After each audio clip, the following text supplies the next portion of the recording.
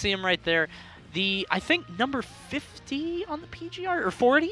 40, that's what it is. Number 48, Tyro. And the reason that I wasn't completely sure is because I don't know if you saw that tweet from Crush, where he said that being the 100th best Melee player is way harder than being the 40th best Smash 4 player. Kind of messed up to throw out that comparison. He might have been messing around. It was Crush. Oh, he might have been messing around, but the person that they were comparing it to was, you know, Cosmos against the 100th best Melee player, who I think is Saint, or 2 Saint, something like that.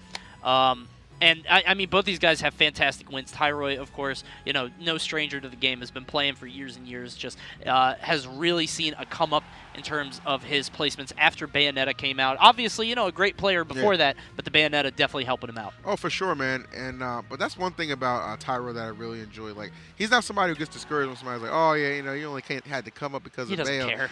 At the end of the day, man, you know what else is coming up them pockets too, man? My man is making that money. I don't care what you got to say, man. There's a mute button for a reason. I'll tell you that right now. But I guarantee you. Wait, what? I was waiting for you to notice. So he's actually going Meta Knight on this first one. So we talked about him, you know, not really caring about, you know, the Bayonetta hate. And it looks like he's not even dealing with it right now. He's gone for some other kind of bet. Well, I've seen him play Meta Knight before. I just, you know, matches like. You can't afford to give anything away right now. Yes. When I'm in pools, I'm going my absolute best character from the start. But hey, you know what? That's why there's something called a lab. People be hitting it, man. You never know what they're looking to debut. And this could just be Tyro saying, you know what? My Bayonetta's still crisp, but this Meta Knight, oh, it's going to surprise you too.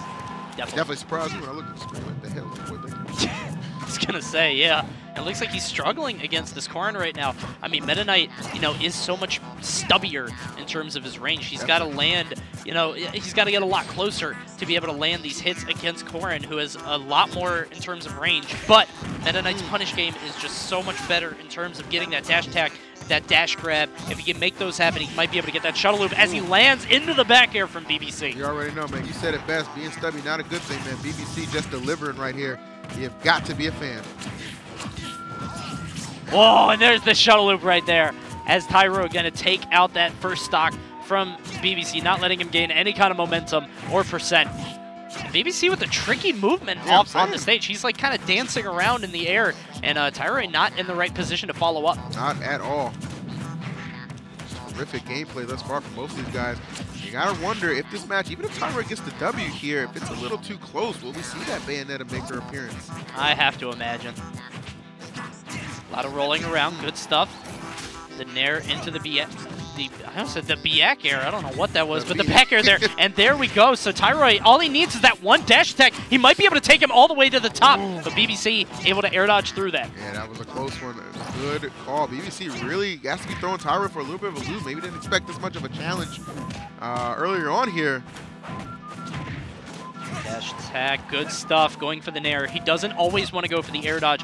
Wants to mix up his landings just to keep him off stance. There we go, 113. Do you think it's too much to say this could be like, maybe this year will be like the rise of Corrin? You know, I mean, I don't really know. You were expecting great things from my man Cosmos. Could he be showing, maybe leading the way for a lot of these other cats come out here and just explore this character a little bit more? I think Corrin is absolutely sensational. Yeah, I think Corrin is pretty underappreciated. And you can see right there, there's the kick. And BBC going to take game one. I think Corrin is one of those characters that kind of flies under the radar for a lot of people just because, like, if I'm being honest, the character isn't spectacular in terms of, like, spectacle. Like, Bayonetta is one thing. You know, Sheik is kind of another because she's this kind of, like, you know, flashy ninja kind of deal. Corrin is very basic in terms of design and how she's played and whatever, but she's so strong. If you're a player with terrific fundamentals, solid neutral game, immaculate spacing, Corrin is a character. Yes, absolutely. I fully believe that. We see the character for Tyroy going into this game 3 is going to be Bayonetta. I'm looking at our kind of like, we have this like a little assist board. It's actually a losers match. So Tyroy actually in losers right now. Yowza. Losers qualifiers. Okay, wow.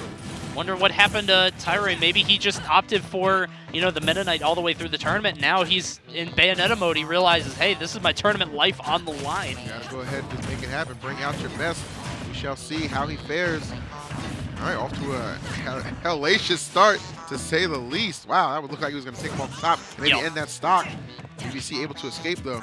And Tyroy not playing around anymore. Guys, number 40 on the PGR. You got to make a statement at the beginning of the year, obviously, an event like Genesis 5, especially with it being blown open by so many absences of top players. He does not want to be out of the tournament this early on. Wow, terrific catch here, and that back air should be enough. Hey, at which time slowing him down just right. And look at only 19% taken. Yep. Elevated to another level off of this switch. BBC starting to shrink under the pressure. Oh, good stuff getting that down air.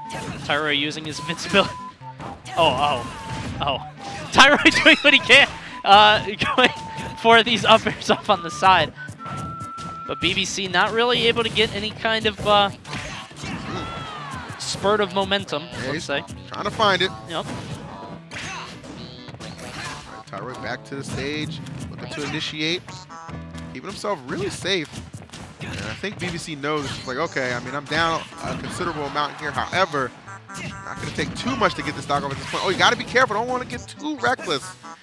I always think about, you know, playing Bayonetta when you go off stage like that. He's just a wish time away from just turning that situation into a good one. Yep. You see Tyroy really just retreating to the ledges. BBC trying to really penetrate that defense, but it's not happening just yet. He's got him up on the side, and that is going to do it. BBC all the way off on the top. That'll take the game 2. Tyroy looking a lot more comfortable with the Bayonetta. You already know BBC going deep right there into the blast zone, courtesy of Tyroy, just completely on the money. And you could really see BBC, I mean, like, he was really swelling with confidence. He was coming up, and he was looking so big, and then unfortunately just kind of, I don't know. I mean, we saw, like, in, you know, the first game, I mean, he just, you know, completely just, you know, elated, just swelling up with that confidence, man. But, you know, sometimes that deflation, man, it can be a real thing of the confidence. So we'll see if this rousing, game number 3 will be the difference. The climax of the set. Yes, absolutely. Take a burst of energy, if you will. All right, now Tyroy taking him all the way off on the top. Nothing really going to happen. BBC continually getting out of those combos, just popping right out. Yep. Awesome stuff on his part. Oh, and there it is again, the power of that witch time. Boom! That's going to do it. Up smash. Just disgusting all around. Ooh, look at, ooh, I like that. He is moving. I don't know how practical it is, but it's cute. Like, that looks good. I like it. It's cute. It's like when Mekos used to do the snake back in Brawl with Lucas. It's like, what the hell are you doing? Oh, yeah. It was like, dude, is that like a thing? Like, yeah, it is. He would swear it was, but it wasn't. Right now, Tyroy just running all over BBC, who is struggling against Bayonetta.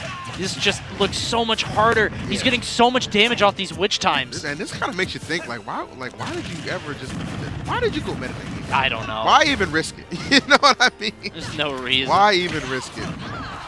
I guess he was so confident that, like, he would take the next 2.